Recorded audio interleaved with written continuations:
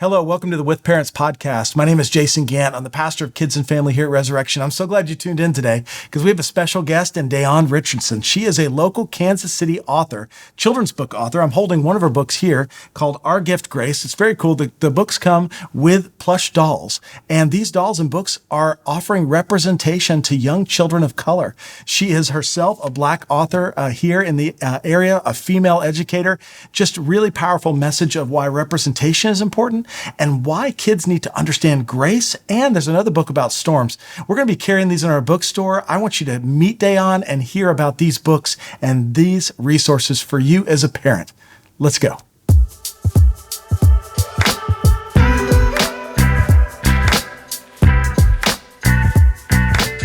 So welcome again. Glad you're with us on the With Parents podcast. I'm here with Dayonne Richardson, and welcome, Dayonne. We're so glad you're here. Tell us about yourself. Yes, so I am so happy to be here as well. I like to say that I'm a teacher by day, author by night. I have been teaching for 10 years, had the privilege to teach in the United States with elementary students, all the way to China, with working with adult teachers, as well as at the collegiate level, working with pre-service teachers. And in 2020, I released my first children's book. And we have those books here. You can see there are dolls that come with these books, which is pretty fun. And we're going to dig into that for a moment. But first, I want to ask a question that is important as we think about these books and what they mean. Mm-hmm. What was the inspiration? The why? Why did you decide? I'm already teaching 25 hours a day. Right.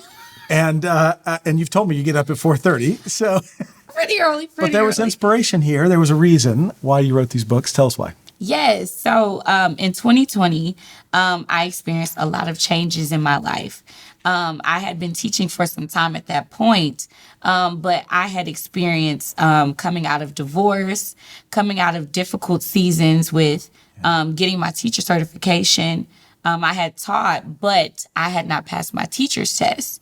So I had to sit out of the classroom because of that.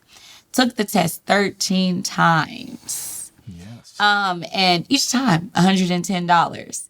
And so for me, it was a season of feeling like, maybe I'm not meant to be a teacher. Sure. I had stopped believing in myself. I had different people in my life that were saying, you were called to this. You were called to this. And so one summer, I did get a chance to go back and teach in China.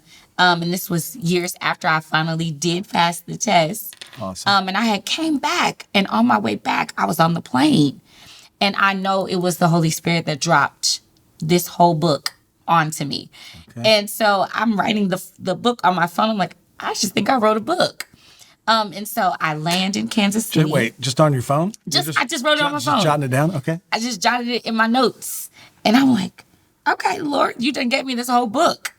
And so I wrote it in my phone. And so my mom and my nephew, Emery, picked me up from the airport.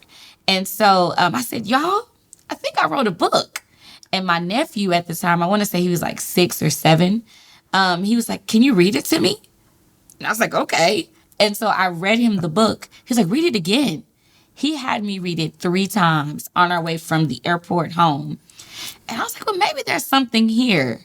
And so from there, fast forward, ended up finding an illustrator and ended up dedicating my book to him. So my main character's name is Emery. And so one thing that was really important to me as a teacher was noticing that a lot of the books I read to my students, they weren't reflected. Research shows that 70% of children's books are either of white characters or animals. Right. So that to me said you can find an elephant and a pig before you can find one that represents how you look. And so it was important to me that one, that it was dedicated to my nephew, but 2, that it looked like my students. Yes. That was very important to me, as well as I feel like as a Black woman, noticing that Black men, there's a stigmatism of like anger and aggression versus my character. He was scared. Right. He was sad. He was nervous about the storm. And so normalizing being able to be a man and show other emotion. Right. And so, yeah, that's why I started off with that. That is powerful. And that's part of the reason I invited you today, because we want to celebrate Black female authors here in the Kansas City area. But also as a church, we're trying to be better of closing the justice gap that we see in our community. Recognizing this is one of those places that when kids look at books, they need to see themselves to begin to see the possibilities, the potential of their lives. And so thank you for writing the book. And this is Emery right here. This is Emery. A representation of Emery. Yes. Which is how old is he when he wrote the book? And now he's in the 3rd grade. Okay. Which is bizarre because they had addressed as your favorite book character for his school, and he brought his book. Oh, that's awesome. And he wore his shirt for the book cover, and he said, he calls me Ani. Sure. And he said, Ani, my teacher read it to all the 3rd grade classes. And I said, how did you feel? And he's like, I felt good. And I was like, yeah, you have a book inspired by you. And he said, I want to write a book. And so for me, it's like the legacy piece of you taking that brave step. Because, of course, I was afraid. You know, no one in my family has ever written a book before. I've never even imagined it. But to do it anyway, to take that faith, because I knew, like, this is something God had put inside of me, to just do it. And now my nephew, who's in the 3rd grade, it's like, I want to write a book. That's awesome. It's your example. Your example that is seeing what is possible for him, because he sees that in you. And that's important. That's when we think about parenting, and that's what this podcast is about, resources and ways to recognize how we parent. This is another way. Our example means something. And I bet you're the favorite aunt now. I would say I'm pretty popular. I'm pretty popular. And I have a niece. Her name is Eris. And so she is, I want to say she's 4. Right. She'll be starting kindergarten next year. And so she said, Ani, where's my book? Right. And so in May of last year, which I'm about to celebrate the 1-year anniversary of it, I released Our Gift Grace, which is dedicated to her and other younger siblings. Because honestly, I feel like they don't get enough love. Yes. I'm the older sibling, and I was like, Natalie, just go play. My sister, Natalie, just go play. She's like, I want to play with you. I'm like, play by yourself. But I feel like my sister was a really good example of grace. And my niece, Eris, is a really good little sister to Emery. And so her name is Grace in the book, but it's based off of my niece. Right. And here, of course, is Grace. Yes! And, you know, as I read through Grace, Our Gift Grace especially, you could pick up right away that this is not your traditional children's book. Number one, there's some very strong faith overtones. Yes. Clearly from your own faith with God. But then there's also some great practical application pieces for kids. And this one specifically is for 3rd through 5th graders, really. I mean, but it goes beyond that. But that's kind of what the writing is about. I Told the Storm is for younger. Yes. Right?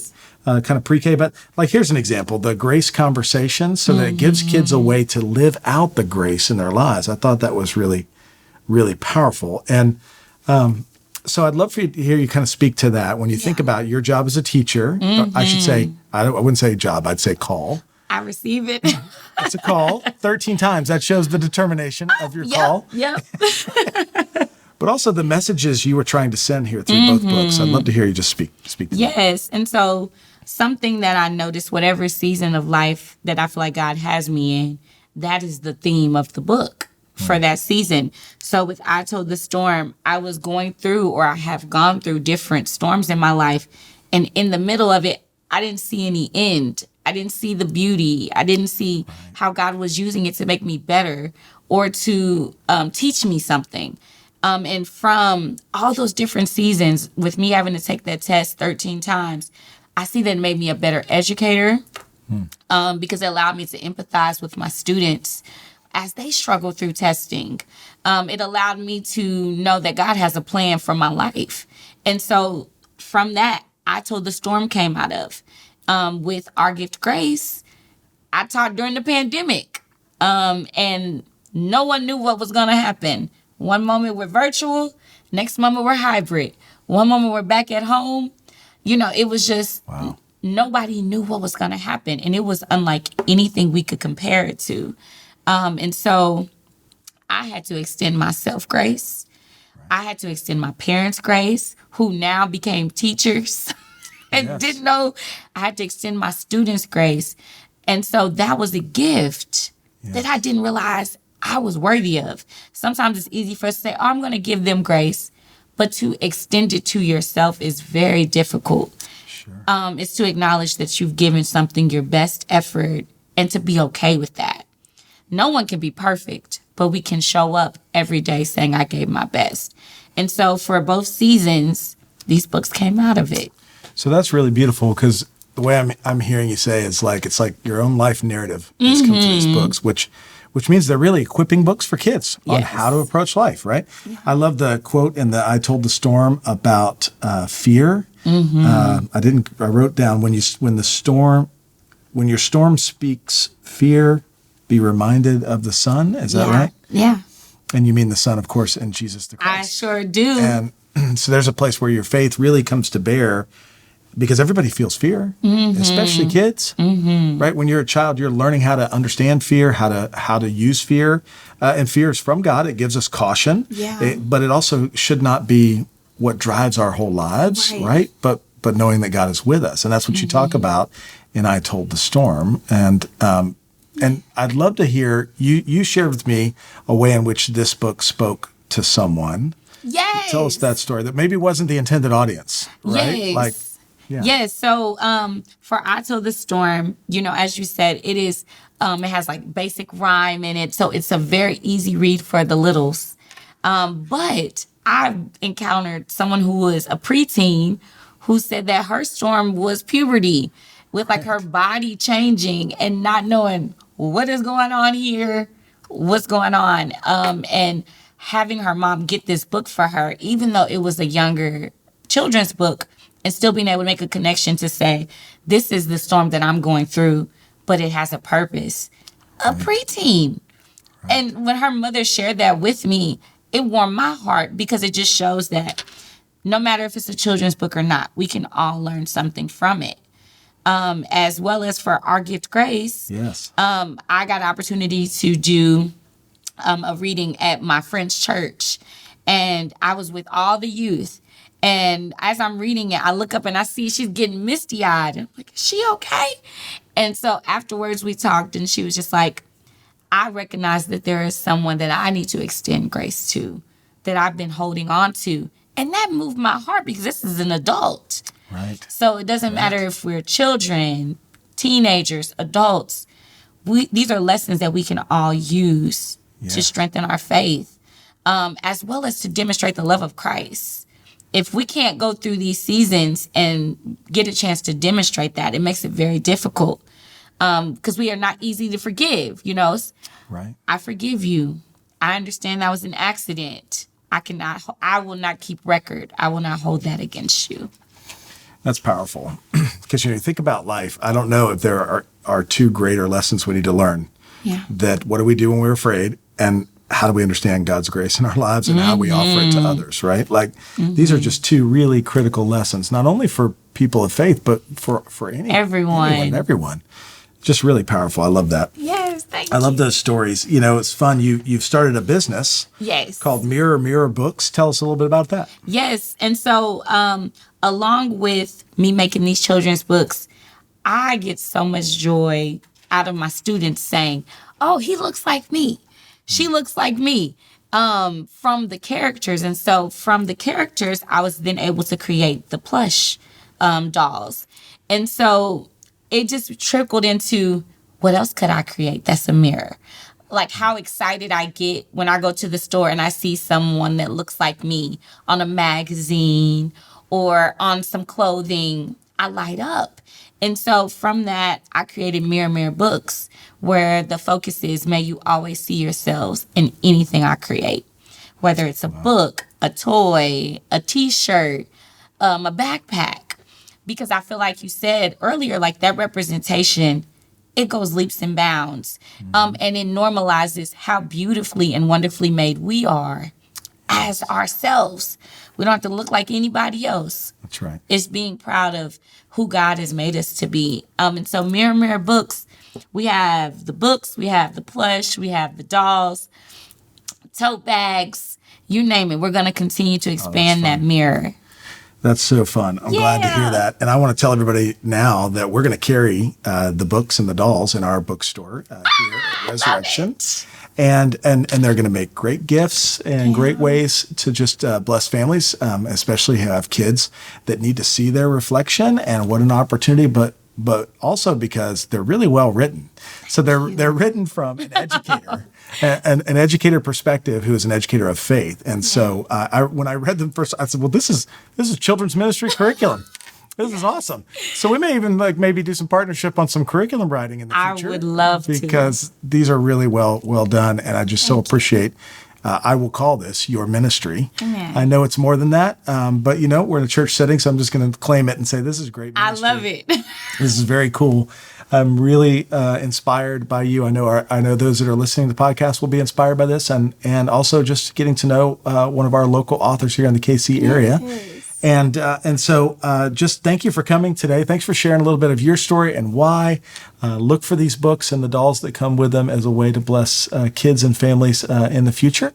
Yeah. And thank you again for being with us, Dayonne. Thank you so much for having me. It has been my absolute pleasure.